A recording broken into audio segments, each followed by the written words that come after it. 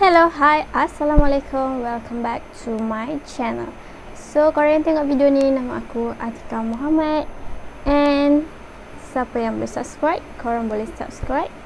Dan hari ni aku akan buat video seram.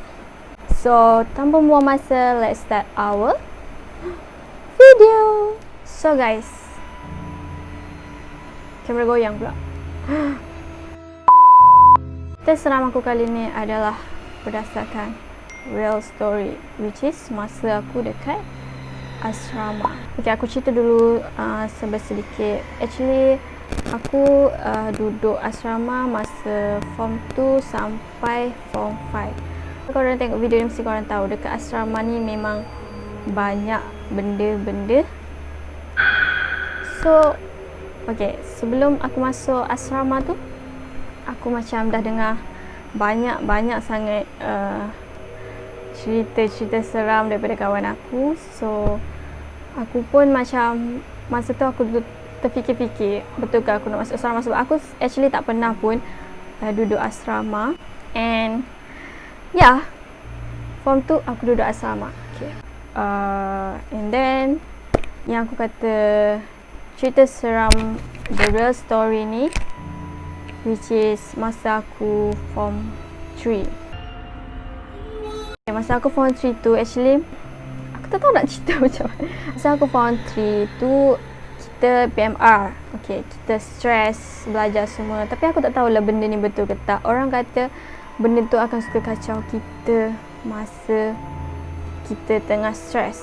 So, aku tak tahu benda tu betul atau tak. Tapi waktu tu PMR, kita orang tengah just busy study apa semua. And then kita orang nak relax. So petang tu kita orang macam gunting rambut. And then ada orang kata juga jangan potong rambut pada waktu petang. So kita orang macam just okay, chill. Ya, budak-budak masa tu kan, remaja. Potong je lah, potong ikut suka hati. And then korang tahu tak, malam tu korang tahu tak aku dengar apa? Aku dengar orang like macam ketik kuku weh. Masa tu aku duduk katil atas dengan kawan aku. Dia macam ni tau, dia macam aku naik je katil, aku baring, then aku bunyi macam weh, dia makin lama makin kuat weh. Serius, aku tak tipu masa tu. This is a real story. So, and then aku ingatkan masa tu aku seorang je lah yang dengar bunyi tu. Aku pun macam buat tak tahu je lah kan, sebab aku ingat aku seorang je yang dengar. Aku just macam yo, aku tak ada selimut sesenyap. Aku tarik tutup muka. Dia makin lama makin kuat. Okay, so and ada orang kata juga benda tu kalau semakin dia kuat, semakin jauh. So aku tak tahu benda tu. So dalam hati aku macam cepatlah aku tidur. Alhamdulillah. Aku tertidur guys, and then keesokan harinya aku senyap, aku tak bagi tahu apa-apa pun dekat member-member bilik aku. Aku senyap sampailah ada seorang kawan aku ni, dia buka cerita. Dia tanya, kau ada dengar bunyi apa-apa tak semalam? So aku pun macam okay. Kawan aku pun dengar. So kawan aku tu pun aku pun startlah cerita. This is the first time aku kena kacau dengan benda tu for the first time. So itulah pengalaman seram aku yang pertama, which is aku dengar bunyi. Okay, so kita pergi ke cerita seram nombor 2 pula. Masa aku tingkatan 4 rasanya. Aku tingkatan 4 waktu tingkatan 4 tu dah free, which is macam dah free, dah tak payah stress untuk exam apa-apa. And then kita orang pun kawan macam agak buas sikit. Buas ke? Agak like macam huha. Form 4 ni aku duduk katil bawah. So masa tu kebetulan dekat atas ada orang. Ni aku duduk form 4 ni aku dapat bilik yang sama macam form 3 dulu. So korang boleh agak tak bilik tu? So okay. Then malam je tu kita nak tidur. Aku dengan kawan aku like macam semua dah tidur tau. Semua dah tidur. Aku macam what? Apa yang bergoyang ni kan? Aku macam what? Aku macam okay, tenang ni mungkin ada orang atas. Korang bayangkan korang tidur dekat katil, masa tu double decker. Korang tidur bawah. Kat atas ada siapa-siapa. Korang tidur like macam ada yang goyang-goyang macam tu weh. Okay. Kebetulan masa tu kawan aku belum tidur lagi. So aku tanya dia, weh, ada siapa-siapa tak tidur atas kan? Aku tanya dia macam tu. So dia cakap, tak ada. Memang tak ada siapa pun masa tu. So aku pun macam, weh, kau rasa tak apa yang aku rasa? Kali ni aku pula tanya dia. Aku tanya terus direct.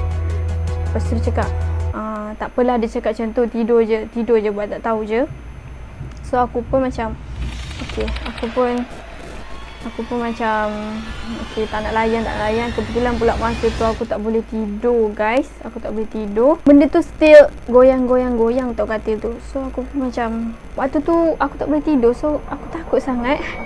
Kebetulan aku minta swap tempat tidur dengan kawan aku masa tu. Kita orang tidur ramai-ramai. So aku duduk dekat tengah lah. Aku tidur dekat tengah. So masa aku tukar kat tengah tu, aku macam dah lega sikit. Tapi still rasa takut sebab yelah kan, korang tahu benda tu tak ada siapa yang goyang, tapi korang tahu. Aku macam berselawat semua istighfar. Alhamdulillah aku tertidur and then sampailah keesokan harinya kita orang still cerita benda yang sama. Masa tu aku dengan kawan aku ni je yang yang mengalami gangguan ini sebab yang lain semua dah tidur. Kita orang tak hebohkan dekat siapa-siapa, dekat member-member bilik yang lain sebab kita orang tak nak yang lain takut. Tapi ya. So macam itulah cerita dia, yang cerita seram aku yang kedua. Okay, kita move to the next story.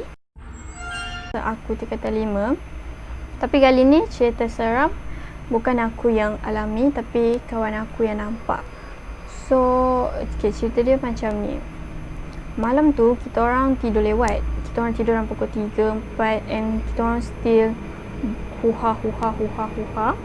And then tiba-tiba kita orang duk huha tu, kawan kita orang dia bangun and then dia macam macam marah-marah.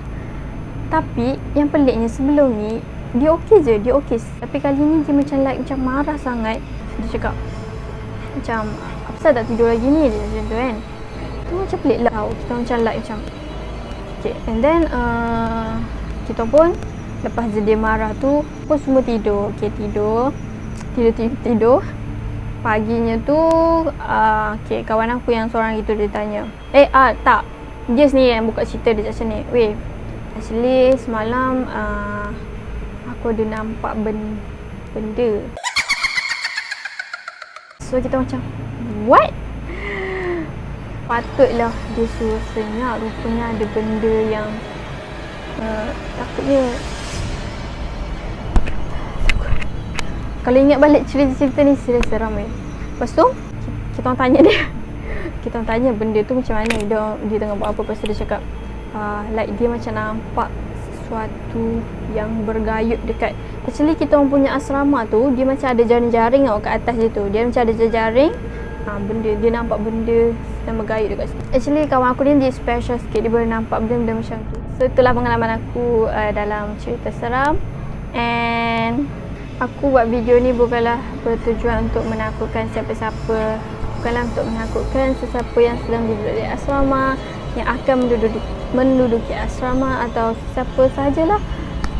Aku just nak share aku punya pengalaman masa aku duduk asrama, pengalaman seram aku. Korang yang tengok video ni, aku nasihatkan sesiapa yang bakal duduk asrama, sesiapa yang duduk dekat mana-mana tempat yang sunyi, yang whatever, janganlah terlalu galak sebab kita tak tahu benda tu sama ada disuka atau tak.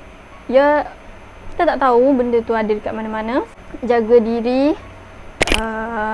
jaga bahasa. Like, actually benda ni bukan je ada dekat asrama, dia ada di mana-mana. Paling penting, jangan tinggal solat, and perlu berdoa supaya dijauhkan daripada benda-benda gaib. So guys, sampai di sini saja video aku kali ni. So kalau korang suka lagi video macam ni, InsyaAllah aku akan buat lagi cerita seram. And buat masa sekarang aku akan buat apa saja konten YouTube. Aku akan buat saja konten apa yang aku nak buat. So kalau korang ada any suggestion video, korang boleh komen dekat bawah. And jangan lupa tekan button like and subscribe. And korang yang belum subscribe tu, korang boleh subscribe. Dan siapa yang dah subscribe aku tu, thank you so much. I love you guys. So yeah, jumpa lagi di next video. Bye bye. Assalamualaikum.